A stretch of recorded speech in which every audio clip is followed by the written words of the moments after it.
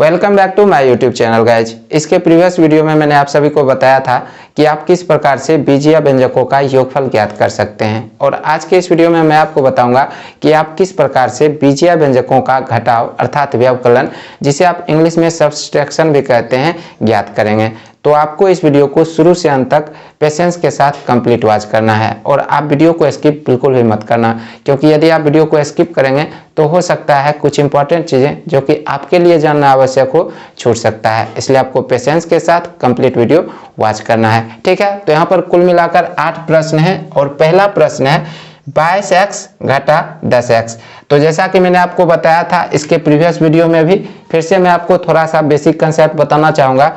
जैसे कि यहाँ पर है 22x घटा 10x, तो ये क्या है, यह एक बीजीय व्यंजक है, ठीक है। और यहाँ पर 22 क्या है, ये गुणांक है, ये 10 क्या है, गुणांक है, और ये x क्या है, ये चर है, ठीक है। इतना मैंने आपको बताया था, और मैंने आपको बताया था कि यदि पद समान रहेगा तो जो उसका गुणांक होगा वो जुड़ जाएगा, ठीक है। तो यहाँ पर आप देखो, यहाँ पर भी x है और यहाँ पर भी x है, तो दोनों पद समान है। तो यहाँ पर क्या होगा कि जो इसका गुणांक है, ठीक है, या तो ये जुड़ जाएगा या फिर घट जाएगा, ठीक है। यदि घटाव का चिन्ह है तो घटाव की क्रिया करेंगे, यदि जोड़ का चिन्ह रहता तो हम जोड़ की क्रिया कर लेते। मेरे कहने का तात्पर्य यह है, जैसे कि यहाँ पर 22 है, ठीक है, तो आप पहले इस तरह से लिखेंगे 22। अब यहाँ पर घटाव का चिन्ह है तो यहाँ पर हम घटाव का चिन्ह देंगे। अब यहाँ पर 10 है तो हम 10 देंगे, ठीक है, ब्रैकेट बंद कर देंगे। और पद तो दोनों समान है, तो यही जो चर x है इसे आपको इस तरह से लिख देना है। यहाँ पर ये गुना x है, ठीक है। अब हम बराबर देंगे।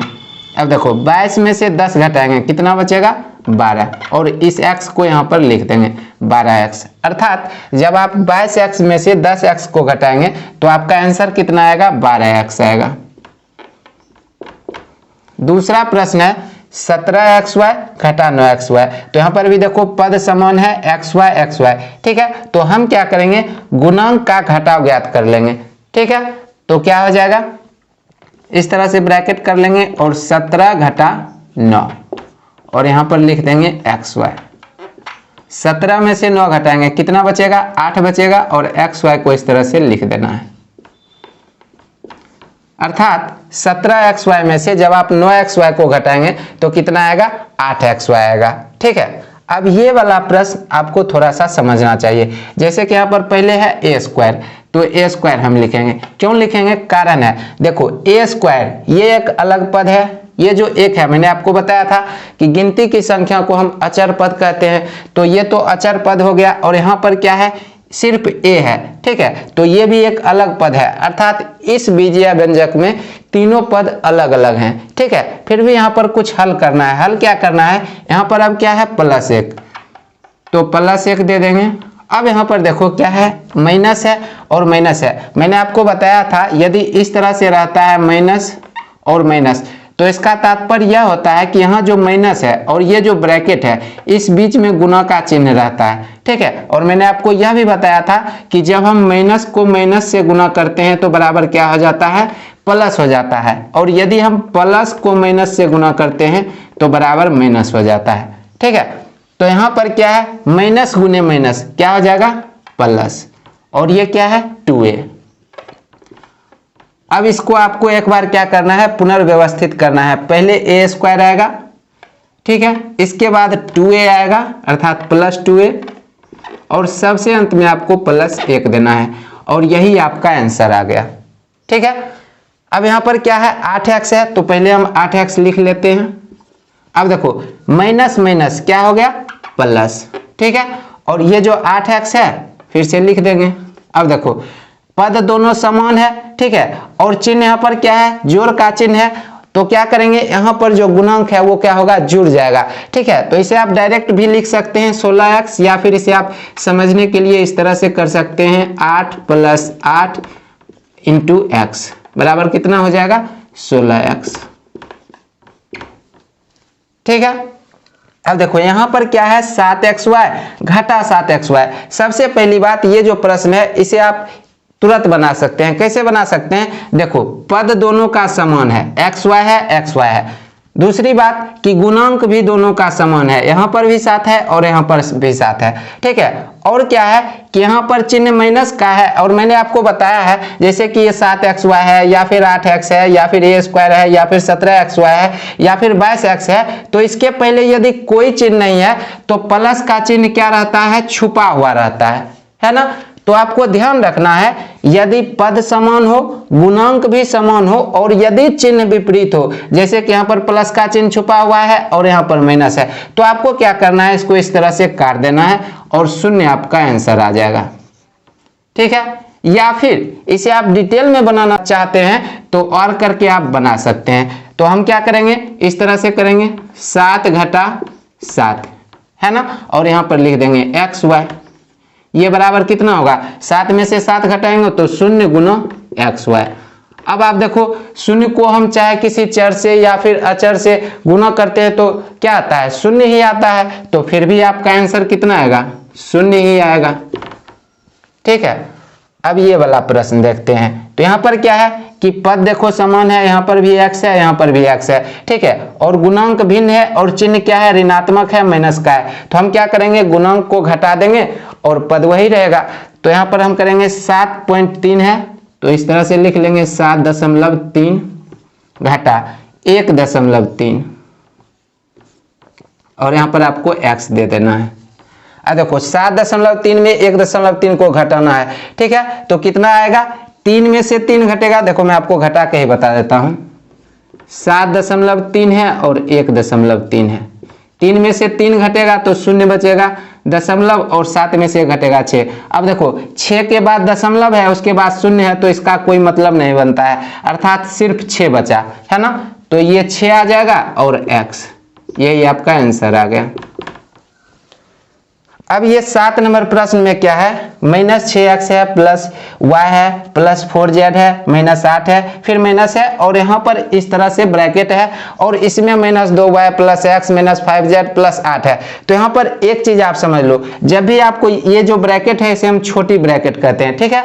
तो जब भी आपको इस तरह से रहे कि छोटी ब्रैकेट में कुछ बीजीय व्यंजक रहे, ठीक है, कुछ पद रहे और उसके पहले यदि ऋणात्मक चिन्ह रहे, जैसे कि यहाँ पर माइनस है, तो इसके अंदर जितना भी पद है उन सभी का जो चिन्ह है वो विपरीत हो जाएगा, अर्थात ये माइनस है तो प्लस हो जाएगा, ये प्लस है तो माइनस हो जाएगा, यहाँ पर ये माइनस है तो प्लस हो जाएगा और ये जो प्लस है ये माइनस हो जाएगा, ठीक है। तो चलिए इसे हम हल करते हैं। तो कितना है, -6x है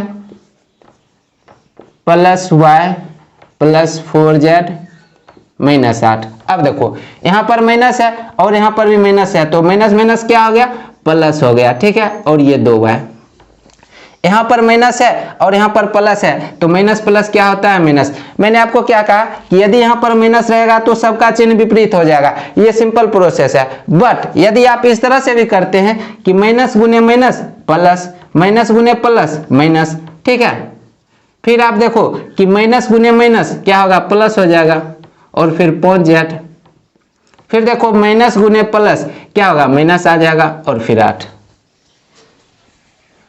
अब हम बराबर देंगे। अब यहाँ पर आप देखो जो भी समान पद होगा, ठीक है, उसके साथ हम जोड़ या फिर घटाव की क्रिया कर लेंगे और सीधे कर लेंगे। तो जैसा कि यहाँ पर आप देखो कि x है, ठीक है, और कहाँ x है, तो एक x यहाँ पर है, 2 ही पद है x वाला, ठीक है। तो यहाँ पर है -6x और यहाँ पर है -x, इसे आप समझो जैसे कि है -6x और -x। यहाँ पर आपको समझना यह है, एक चीज मैं आपको बताना चाहूंगा, जैसे कि मैं लिखता हूं 3 और प्लस 5, ठीक है, और आपको पता है कि 3 के आगे कोई चिन्ह नहीं है तो प्लस का चिन्ह है और 5 के आगे कोई चिन्ह नहीं है तो प्लस का चिन्ह है। तो जब दोनों का चिन्ह समान रहता है और दोनों अचर है तो क्या करते हैं, जोड़ लेते हैं 8, ठीक है, चिन्ह वही रह जाता है प्लस, लेकिन ये छुपा हुआ रहता है। सेम चीज तो यहाँ है ना, ये जो x है ये पद है, x को लिख देंगे, कोई बात नहीं, x का गुणांक कितना है, 1 है। अब यहाँ पर आप देखो कि दोनों का चिन्ह ऋणात्मक है लेकिन चिन्ह तो समान है, तो हम क्या करेंगे, इस अचर पद को जोड़ लेंगे, 6 और 1 कितना हुआ, 7, और चिन्ह यही रहेगा -7x। बात समझ में आ गई। तो यहाँ पर हम लिखेंगे -7x। अब देखो y, एक y यहाँ पर है और एक y यहाँ पर है और दोनों प्लस में है, तो y का मतलब क्या हुआ, y का मतलब हुआ 1y, ठीक है, और यहाँ पर है 2y, तो 2 1 जोड़ लेंगे 3y हो गया।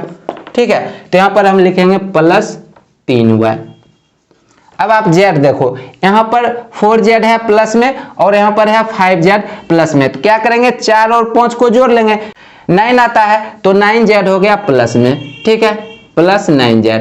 अब देखो अचर पद, यहाँ पर है -8 और यहाँ पर है -8, तो इसे भी आप समझ लो जैसे कि यह -8 है और -8 है, तो दोनों का चिन्ह समान है, तो पहले हम दोनों अचर पद को जोड़ लेंगे। 8 और 8 कितना आता है 16, और चिन्ह यही ऋणात्मक रहेगा, माइनस रहेगा। ठीक है, तो यहाँ पर हम लिख देंगे -16। यही आपका आंसर आ गया। ठीक है, प्रश्न 8 में आपको दिया गया है x/2 है घटा x/4 है घटा x/3 है, तो पहले हम बराबर देंगे और इस तरह से कर लेंगे। अब आपको क्या करना है, 2, 4 और 3 का एलसीएम ज्ञात करना है। ठीक है, तो 2 और 4 और 3 का एलसीएम कितना होगा पता है, 12 आएगा। ठीक है, आप निकाल कर देख सकते हैं। देखो 2 है, 4 है और 3 है। ठीक है, तो 2 एकम 2, 2 दूनी 4 और 3 ऐसे रह जाएगा। फिर से 2 से लगाएंगे तो 1 1 और 3, और फिर से 3 से लगाएंगे तो 1 1 और 1, तो 3 दूना 6 दूना 12। ठीक है, 12 आ गया। अब हम क्या करेंगे, इस 2 से इस 12 में भाग देंगे, तो भागफल कितना आता है 6 आता है। उस 6 को हम क्या करेंगे, इस x के साथ जो कि अंश है इसके साथ गुना करेंगे। ठीक है, तो कितना आएगा 6x, फिर माइनस है माइनस देंगे, 4 से 12 में भाग देंगे, भागफल 3 आएगा। 3 को ये जो अंश x है इसके साथ गुना करेंगे तो कितना आएगा 3x आएगा। फिर से माइनस है तो माइनस दे देंगे और फिर इस 3 से इस 12 में भाग देंगे। 3 चौक 12, भागफल कितना आता है 4, 4 को इस x से गुना करेंगे तो कितना आएगा 4x।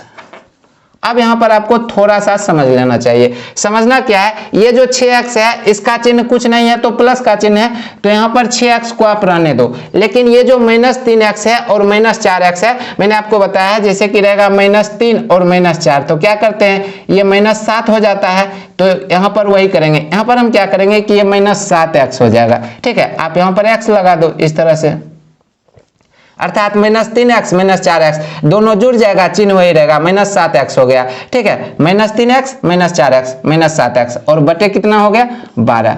फिर से हम बराबर देंगे। अब देखो, अब आपको 6x में से 7x को घटाना है, तो इसे आप इस तरह से समझ सकते हैं जैसे कि आपको 6x है, ठीक है, और घटा है आपको 7x। ठीक है, तो आप क्या करेंगे 6 घटा 7 करेंगे और इस तरह से इधर x लिखेंगे। अब देखो आपको 6 से 7 को घटाना है, तो आपको क्या करना है 7 में से 6 को घटा दो, कितना आएगा 1 आता है। ठीक है, लेकिन 1 लिखा नहीं जाता है, और यहाँ पर आपको समझना है कि बड़ी संख्या कौन सी थी 7। ठीक है, और 7 के आगे कौन सा चिन्ह है माइनस, अर्थात ऋणात्मक, तो यहाँ पर माइनस देंगे और ये जो x है गुणांक में, ठीक है, ये x आ जाएगा और बटे 12। अब यहाँ पर एक चीज आप देखो, ये जो 1 है ये छुपा हुआ रहेगा, इसे लिखने की आवश्यकता नहीं है। अर्थात 6x घटा 7x बटे 12 बराबर क्या हो गया -x बटे 12। यही आपका आंसर आ गया।